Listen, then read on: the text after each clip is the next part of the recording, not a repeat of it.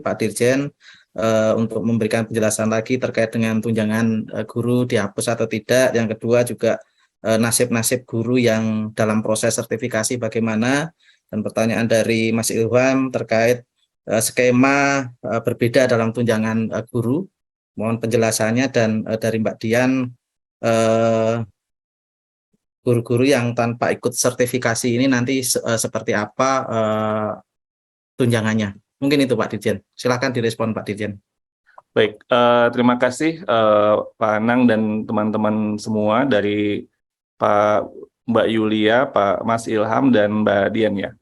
Oke, jadi gini, pertama adalah kita tahu pada saat ini sertifikasi itu sebenarnya salah satu terminologi yang diharapkan oleh guru adalah peningkatan kesejahteraan mereka.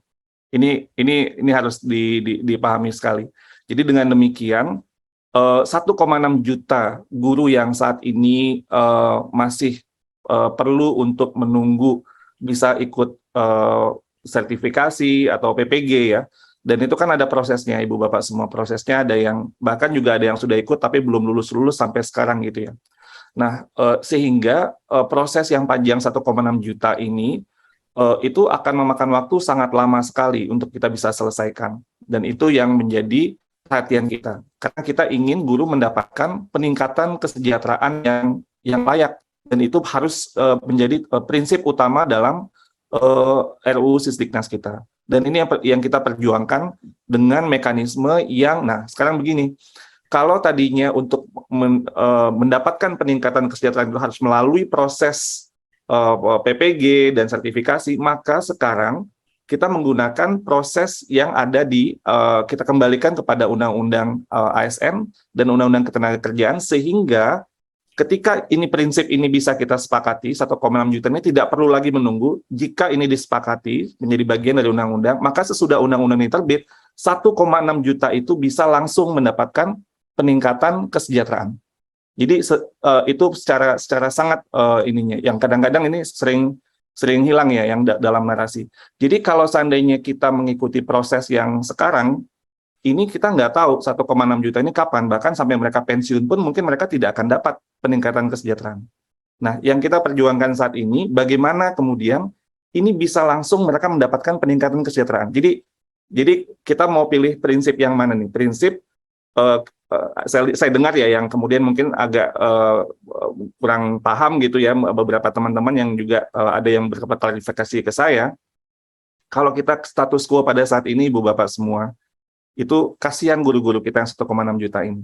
Ini sebagian 1,3 itu ada di swasta yang justru memang antriannya itu lebih panjang lagi daripada yang ada di sekolah negeri.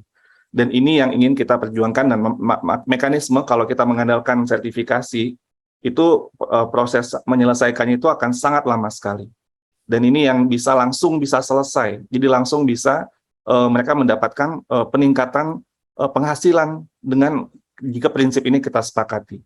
Nah, ini yang perlu kita kawal dulu nih, prinsip ini yang perlu kita kawal di RUU Sisdiknas ini. Dan ini yang menurut saya regulasi turunannya harus terus kita kawal. Ini masih awal, Ibu Bapak semua. RUU Sisdiknas ini kan ibaratnya undang-undang dasar pendidikan. Seperti undang-undang dasar negara, nggak semua tentang yang sangat rinci tentang bagaimana menyelenggarakan negara itu harus ada di undang-undang dasar negara kita. Jadi perlu nanti diatur di aturan turunan. Nah, ini yang menurut saya kadang-kadang diskusi yang muncul itu, yaitu mungkin lebih relevan nanti ketika kita mengawal di peraturan turunan. Tapi prinsip ini perlu kita kawal dulu. Prinsip ini harus menurut saya yang kita menjadi fokus utama dalam RUU Sisdiknas. Nanti kemudian perjalanan kita masih panjang, Ibu Bapak. Jadi ini perlu terus kita Kisah juga sudah menyampaikan, sudah ada pintunya, tapi itu harus terus dikawal.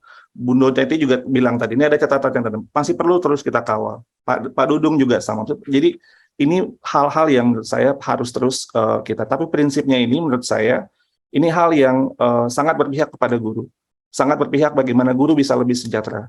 Dan ini dijamin melalui undang-undang. Dan kemudian ini yang harus kita kawal sama-sama. Dan kenapa saat ini jadi tidak benar bahwa kita tidak guru itu dalam RUU Sustainability menghilangkan untuk tunjangan guru, tapi kita justru ingin meningkatkan dan secara masif gitu ya guru yang ada saat ini, sehingga nanti fokus kepada pendidikan profesi guru itu kita bisa lebih fokus kepada calon-calon guru yang kemudian nanti bisa menjadi tumpuan kita untuk melakukan transformasi guru yang lebih baik. Kapasitas LPTK kita akan bisa lebih fokus kepada guru-guru calon-calon guru. Dan nanti tentunya kita akan terus menjaga ini sama-sama agar kesejahteraan guru kita akan semakin baik dan kualitas guru kita juga semakin baik. Mungkin demikian tanggapan dari saya. Terima kasih, Pak Anang.